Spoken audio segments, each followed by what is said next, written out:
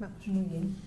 Bueno, pues soy Silvia García de la Cronosfera y encantada de estar con vosotros y quería felicitaros porque es maravilloso el trabajo que habéis hecho en estas 3 temporadas y en esta, pues especialmente, que es la que nos ocupa. So I'm Silvia from Cronosfera. Congrats for the great job. We're so glad to meet you and especially congrats for this season. Nice to meet you. Pues lo primero que quería saber es si ahora que termina el viaje estáis agotados, liberados, ¿cómo os encontráis respecto a que ya ha terminado todo? So now that the journey has come to an end, how do you feel? Exhausted, happy, sad? It's always interesting coming back to do press because we've recovered from the shoot and the experience is, it's a different way of reflecting when you come and do, at this stage where it's completed. We were able to even visit the edit room, and so we've seen it through these different stages, so the processing of it being finished. Yeah, we've had a nice way of doing that, and it's slow and steady. But the work itself I'm really proud of, and I think the writers have created a really clever, I think satisfying conclusion to this massive story and for our characters too. So I'm really excited now for it to be finished and to share it. Yeah. It's kind of sad as well. It's sad too because you know that you won't be returning to that same that same world. That world is gone, but it's like, at a certain point, and I think it was right to say, okay, we've told as much of the story. We've told practically all of the story, probably, as much as we can with these two characters and the struggle between them and the viciousness between them. So it's sad, but it's exciting as well because it's coming out and people are going to get to see it. And it, as always, was wonderful to do and really exciting to work on and very creative. So yeah, sad, but happy too. For me, the metaphor is like when my daughter grew up and the day came when she left home. And I felt on one hand very, very sorry because to have her at home is really, really precious, but at the same time I felt she's ready. She is proud and standing on her own 2 feet, and I think she's going to be successful in what she does. And I feel the same about the head. I think we gave it everything we had, really, everything. And I think we've done a good job, and I'm happy to see it go to the world and to move on. Pues para los 3 también, ¿cuáles han sido los retos de esta nueva temporada? Also for the 3 of you, the biggest challenges of this season. Naked shower scenes. Las escenas de ducha. Seeing Irishmen naked is just like something which I thought only priests were privy to. No. I'm joking. For me, the toughest challenge in 3 was the prison. The prison was difficult because it was awkward, it was violent, and I had a lot of time on my own, which is an interest. Yeah, those were my challenges. The prison was my challenge. Can we speak about the birth? Sorry? Can we speak about the birth? Sure, we can. Sure. There was sort of 2 things. Like on one level, it was the holding the history and everything that had happened in previous seasons, and then going into this new season and staying loyal to the Maggie that has built up, but then also being very conscious of how she's changed and what that means. So I felt like I had to hold a lot in my mind and then also just let it go and respond to the moment.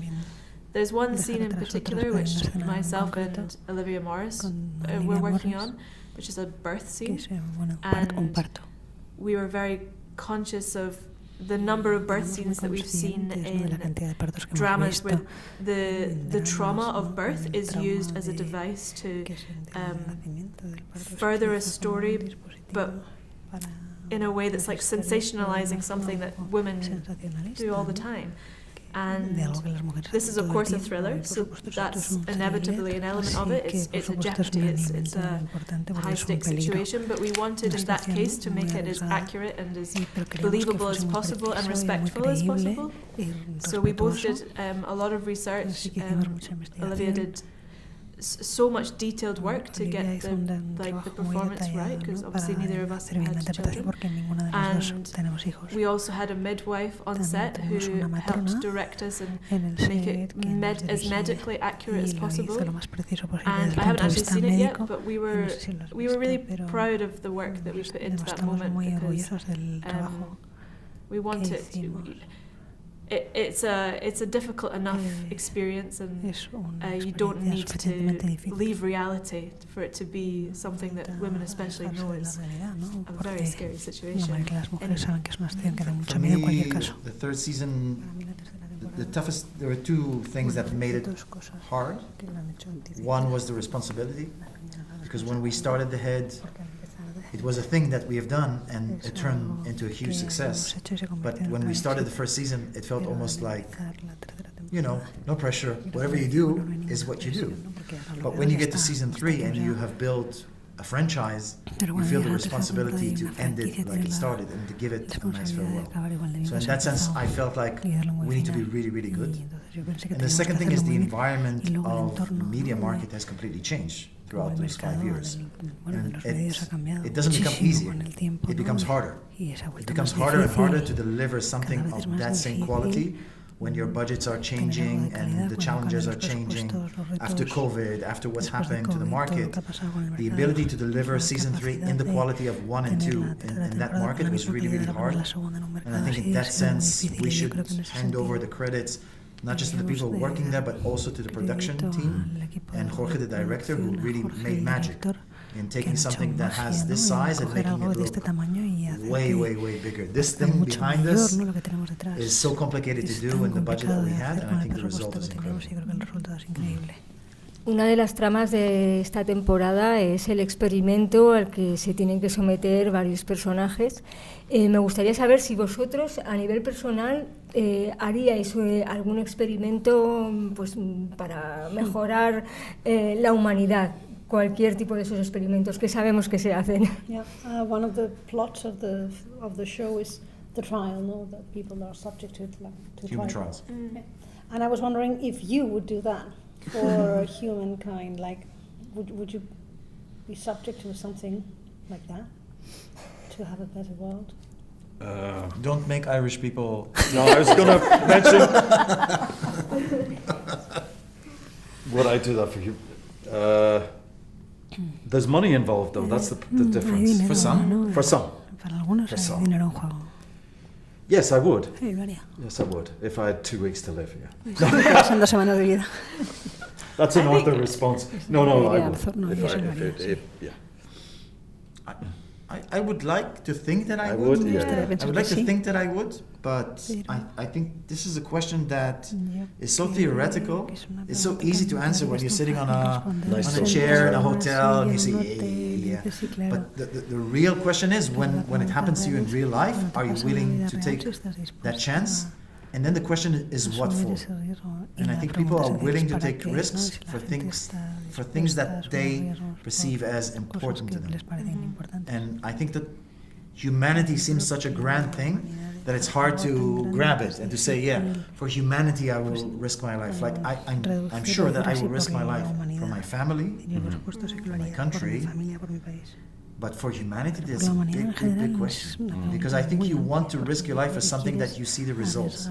And with humanity, I don't think there's one thing that we're going to do right now that we ourselves will see the results. And maybe our sons, our grandsons.